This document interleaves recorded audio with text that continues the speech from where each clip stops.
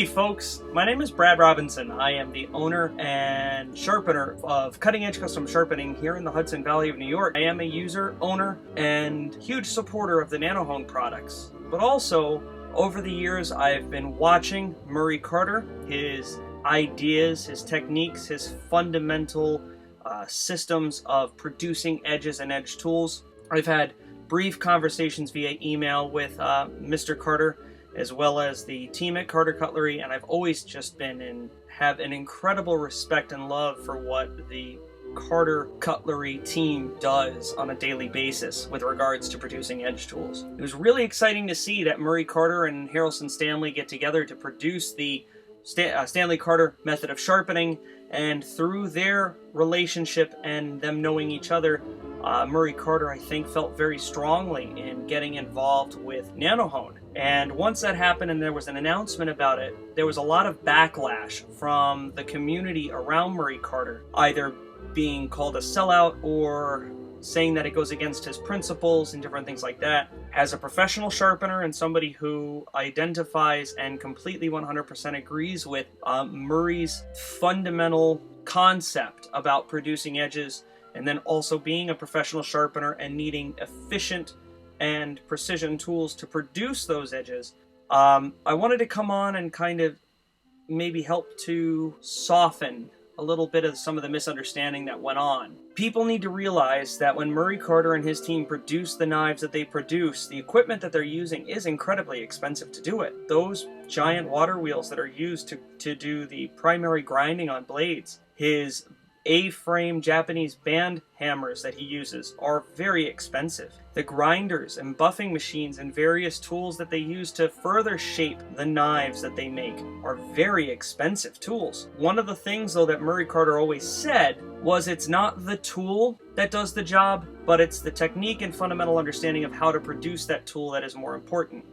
Technique over equipment. And so there was some backlash when people saw that he was getting into NanoHone, which is perceivably very expensive, versus his previous, he constantly used King waterstones and various inexpensive tools. One of the things is, when you get into professional edge making, or you're looking to produce very fine edges, there's a difference between having great technique and using inefficient tools and still coming out with the same product, versus having an efficient tool with that technique that can produce an even finer edge or an even finer finish more quickly. I don't believe that Murray Carter and his involvement with NanoHone in any way goes against a concept of edge making.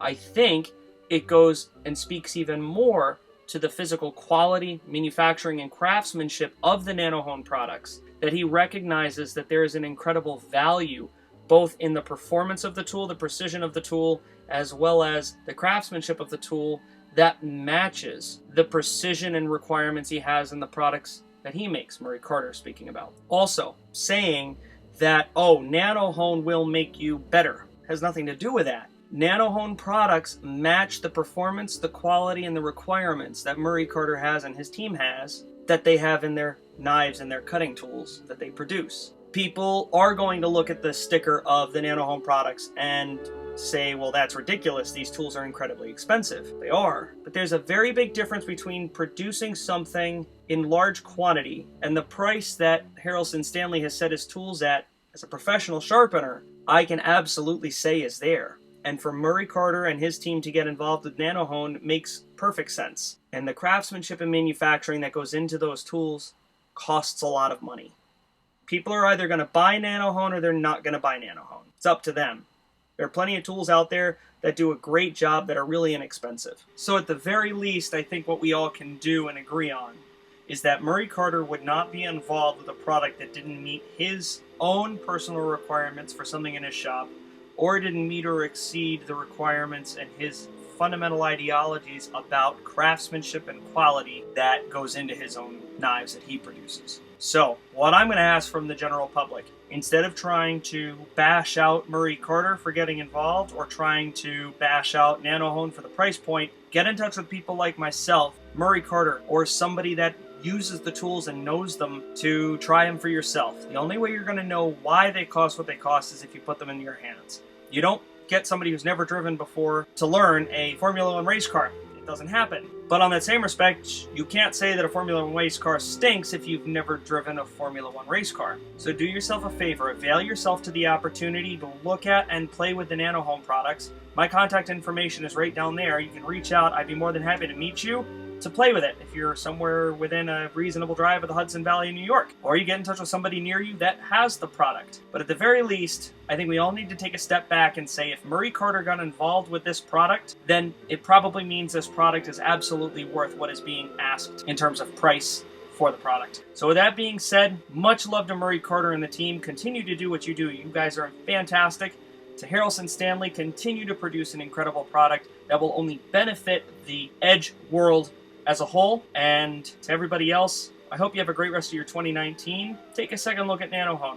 Go play with it, and I think you'll be quite surprised. Folks, until next we speak, stay sharp.